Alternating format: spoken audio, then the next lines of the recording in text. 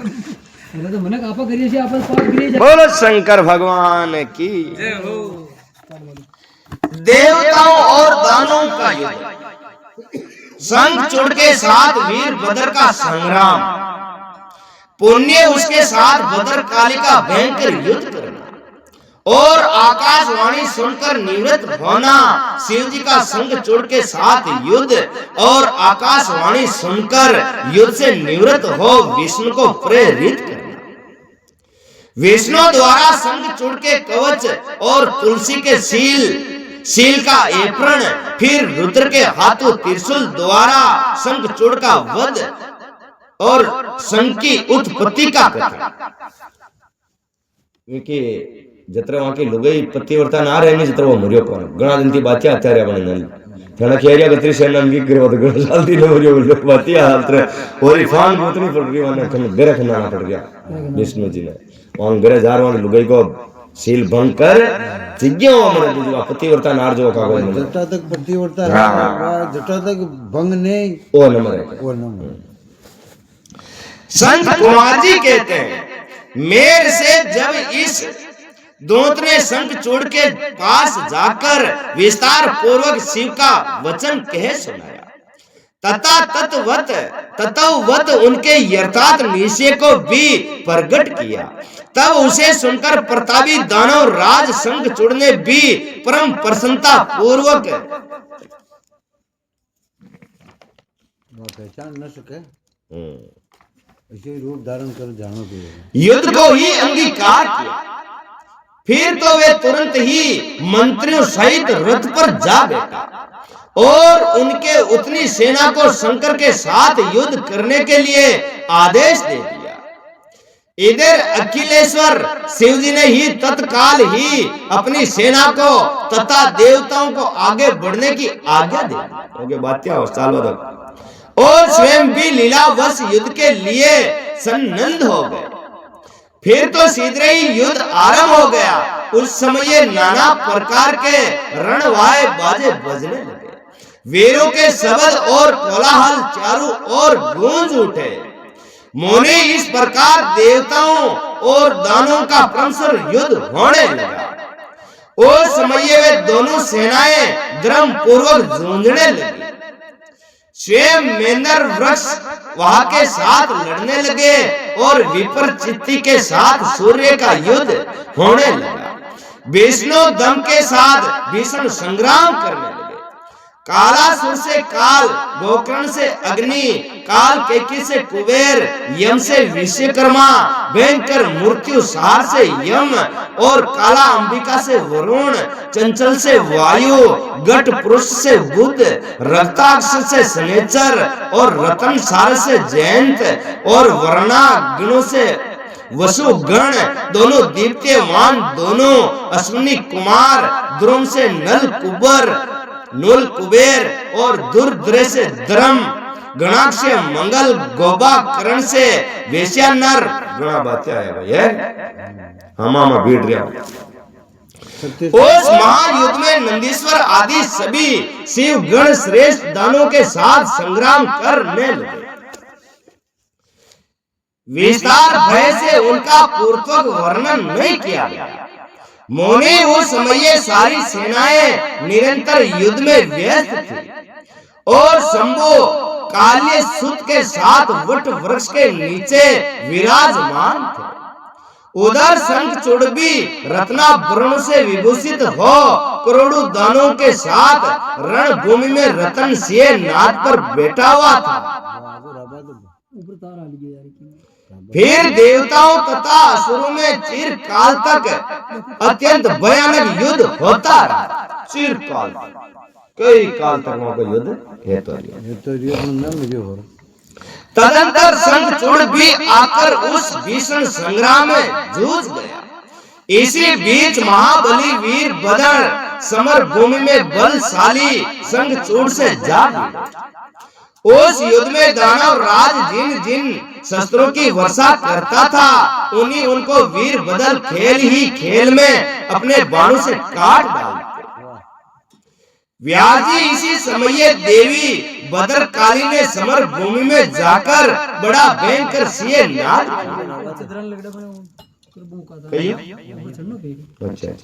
बाबू समझ आई है। असर दानव शत्रु को देखकर बढ़ने लगा। तब प्रलय अग्नि ज्वाला के समान उद्दित होते हुए नारायण शस्त्र को देखकर संग चूड़क दंड की भांति भूमि पर लेट गए और बारंबार प्रणाम करने लगा। तब उस दानव को नरम हुआ देखकर वे असुर निवृत्त हो गया। तत्पश्चात देवी ने उस पर मंत्र पूर्वक ब्रह्मास्त्र छोड़ा। उस अस्त्र को प्रज्वलित होता हुआ देखकर दानव राज ने भूमि पर खड़े होकर उसे प्रणाम किया और ब्रह्मास्त्र से उसका निवारण कर दिया। तदंतर वे दानव राज कुपित हो उठा और वेग पूर्वक अपने धनुष को खींचकर देवी के ऊपर मंत्र पाठ करते हुए दिव्य अस्त्र की वर्षा करने लगा। भद्रकाली समर भूमि में अपने विस्तृत मुख को फैलाकर उन अस्त्र को निगल गई और 28 पूर्वक गर्जना करने लगी। उसे दानव भयभीत हो गए। तब शंख चूड़ने काली के ऊपर 100 योजन लंबी शक्ति से वार किया, परंतु देवी ने अपने दिव्य अस्त्र मुंह से उसको 100 टुकड़े कर दिए। यो उन दोनों में चिरकाल युद्ध होता रहा और सभी देवता तथा दानव दर्शक बनकर उसे देखते रहे। अंत में देवी ने महान कोपावेश में उस वेग पूर्वक मुष्टि प्रहार किया। उसकी चोट से वे दानव राज चक्कर काटने लगा और उसी क्षण मूर्छित हो गया। फिर शरण भर में ही उसकी चेतना लौट आई और वे हट उठ खड़ा हुआ, परंतु उसे प्रतापी ने मातु बुद्धि होने के कारण देवी के साथ बहु युद्ध नहीं किया। तब देवी ने दानव को पकड़कर उसे बारंबार घुमाया और बड़े क्रोध से वेग पूर्वक ऊपर को उछाल दिया। प्रतापी शंख चूड़क वेग से ऊपर को उछला और पृथ्वी पर गिर पुण्य उठ खड़ा हुआ। उस महायुद्ध में वे तनिक भी भ्रांति नहीं हुआ था, भले उसका मन प्रसन्न था। तत्पश्चात वे भद्रकाली को प्रणाम करके बहुमूल्य रत्नों द्वारा निर्मित अपने परम मनोहर विमान पर जा बैठा। इधर कालिका भोग से विलन होकर दानों का रक्त पान करने लगी। इसी अवसर पर वह यूं आकाशवाणी हुई, ईश्वरी अभी रणभूमि में सिए नाद करने वाले 1.5 लाख दानवेंद्र और बच्चे हैं। 1.5 लाख में दिखागी और 1.5 लाख और ही बच्चा। ये बड़े अद्भुत है, अंते तुम इन्हें अपना आहार बना लो। परंतु देवी संग्राम में दानव राज संग चुड़ को मारने के लिए मनी मत में दौड़ाओ, क्योंकि ये तुम्हारे लिए अवध्य है। तो इनके बातें इस संग चुड़ो बातें बता, वो तो अवध्य वो मरी कौन थारो तो यानी हल्टा गया 1.5 लाख।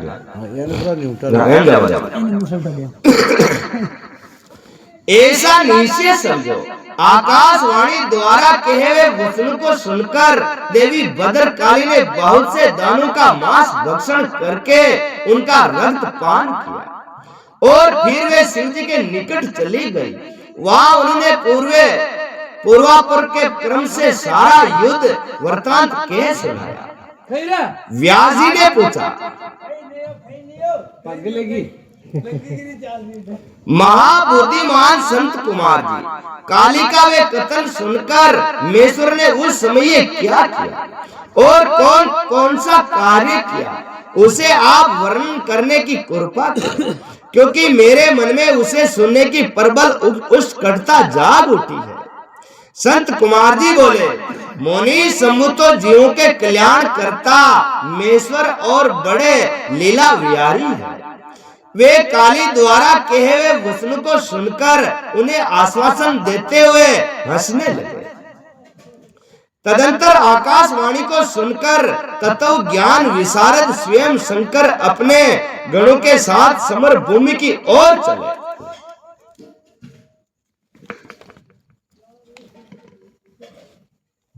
हाँ लड़का ने किया जी हाँ अरे काका जी तो बात काली में पंजो ना ना मत एक बदर बदर तो ठाणे डूब गया अरे सब ठाणे डूब गया काली लिख दी थी फांसी मां वसव नंदीश्वर सवार थे और उन्हीं समान पराक्रमी वीर बदर भैरव और क्षेत्रपाल आदि उसके साथ थे।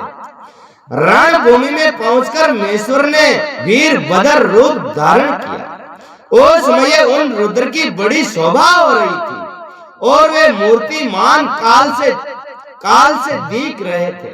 जब शंखचूड़ की दृष्टि शिवजी पर पड़ी तब वे विमान से उतर पड़ा और परम भक्ति के साथ दंड की भांति पृथ्वी पर लौटकर उसने उनके बल उन्हें प्रणाम किया।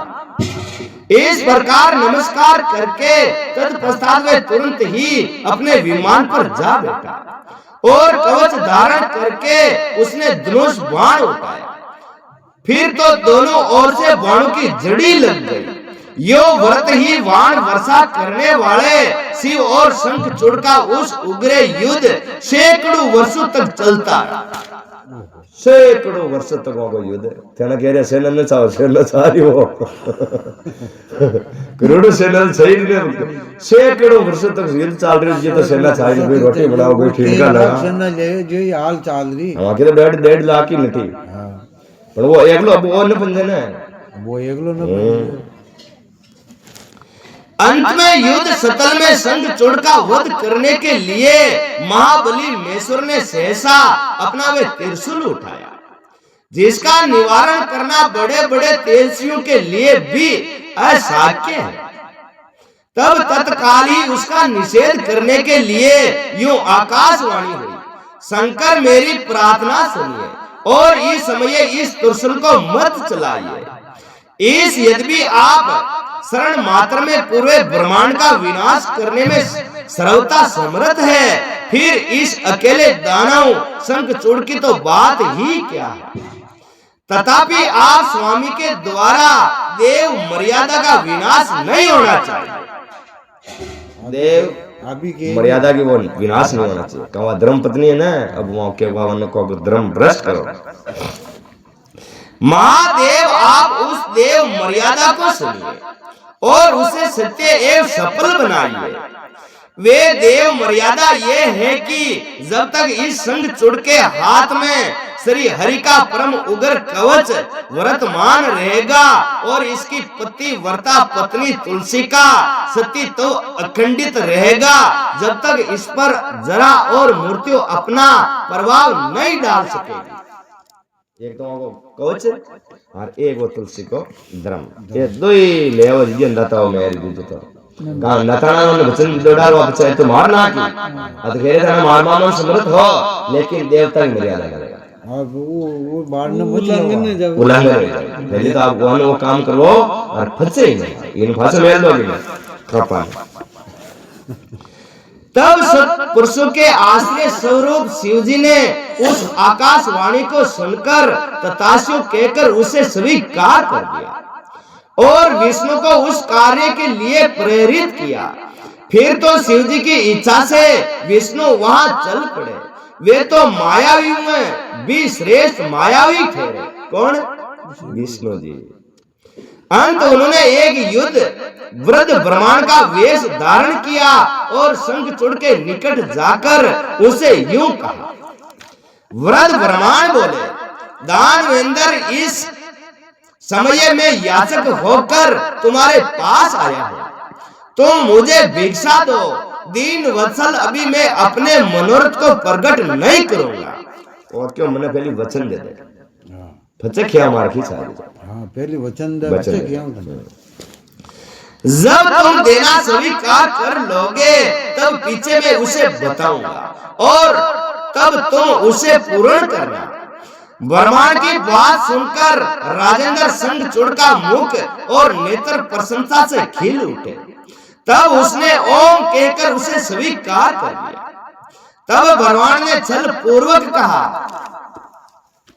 मैं तुम्हारा कवच चाहता हूं। ये सुनकर ऐश्वर्यशाली दानव राज शंखचूड़ ने जो ब्रह्मांड भक्त और सत्यवादी था वे दिव्य कवच जो उसे प्राणों के समान था ब्रह्मांड को दे दिया। इस प्रकार श्री हरि ने माया द्वारा उनसे वे कवच ले लिया और फिर संग चूड़ का रूप धारण करके वे तुलसी के पास जा पहुंचा। वहां जाकर सबके आत्मा एवं तुलसी के नित्य स्वामी श्री हरि ने संग चूड़ रूप से उसके सील का हरण कर लिया। वे कोई मना वचन संग चूड़ीस बनावर फरोजो और वहां को सील भंग कर दिया। इस समय विष्णु भगवान ने शंभु से अपनी सारी बात कह सुनाई। तब शिव जी ने संग चूड़ के वध के निमित्त अपना उद्दीप्त त्रिशूल हाथ में ले लिया। परमात्मा शंकर का वे विजय नाम का त्रिशूल अपनी उत्कृष्ट प्रभा बिखेर रहा था। उसे वे सारी दिशाएं पृथ्वी और आकाश प्रकाशित हो उठे।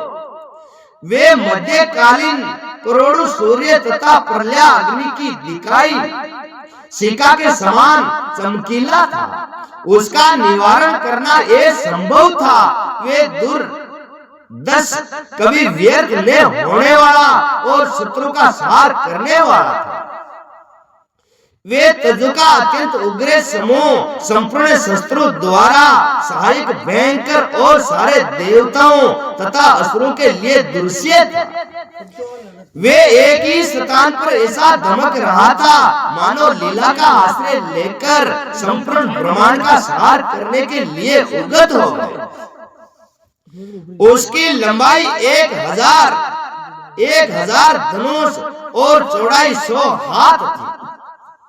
वो धनुष में लीजिए जो 100 हाथ तो लंबो हो 100 हाथ चौड़ो हो। तो हाथी का कितना मोटा हो अपन नहीं जानता। कोई अगर हाथी मोटा हो उस जीव ब्रह्म स्वरूप शूल का किसी के द्वारा निर्माण नहीं हुआ था। उसका रूप नित्य था। आकाश में चक्कर काटता हुआ वे त्रिशूल शिव जी की आज्ञा से संग चूड़ के ऊपर जा गिरा और उसने उसी शरण उसे राख की डेरी बना दिया। वे प्रेमेश्वर का वे शूल नमक के समान मन के समान वेगशाली था। वे शीघ्र ही अपना कार्य पूर्ण करके शंकर के पास आ पहुंचा और फिर आकाश मार्ग से चला गया। उस समय स्वर्ग में दूध बदियां बजने लगी, गर्दज और किन्नर गान करने लगे और देवों तथा मुनियों ने स्तुति करना आरंभ कर दिया और अप्सराएं शिव जी के ऊपर लगातार पुष्पों की वर्षा होने लगी और ब्रह्मा विष्णु इंद्र आदि देवता तथा मुनिगण उनकी प्रशंसा करने लगे। दानव राज शंख चूड़ भी शिव जी की कृपा से श्राप मुक्त हो गया और उसे उसके पूर्व श्री कृष्ण पार्षद रूप की प्राप्ति हो गई। शंख चूड़ की हड्डियों से शंख जाति का प्रादुर्भाव हुआ। जिस शंख का जल शंकर के अतिरिक्त समस्त देवताओं के लिए प्रसन्नता माना जाता है।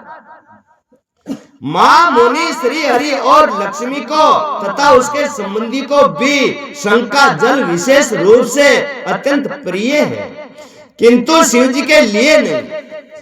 शिव जी पे शंख को पानी में चढ़ाया। दूजा अंदाता का सब का शंख को पानी चढ़े, लेकिन शिव जी बने चढ़े और शंख चूड़ हो जी की हड्डियां बड़ी। इस प्रकार शंख चूड़ को मारकर शंकर उमा सुगंध और गुणों के साथ प्रसन्नता पूर्वक नंदीश्वर पर सवार हो शिव लोक को चले गए। भगवान विष्णु ने वैकुंठ के लिए प्रस्थान किया और देवगण परमानंद मगन हो अपने अपने लोक को चले गए। उस समय जगत में चारों ओर परम शांति छा गई। सबको निर्विघ्न रूप से सुख मिलने लगा। आकाश निर्मल हो गया और सारी पृथ्वी पर उत्तम उत्तम मंगल कार्य होने लगे। मोनी, इस प्रकार मैंने तुमसे मेष के उस चरित्र का वर्णन किया है। वे आनंददायक, सर्वे दुख सहायी और लक्ष्मी प्रद और संपूर्ण कामना को पूर्ण करने वाला है। बोलो सतगुरु भगवान की जय। चाय पी लियो, चालू कर दिया थोड़ी बहुत बाकी।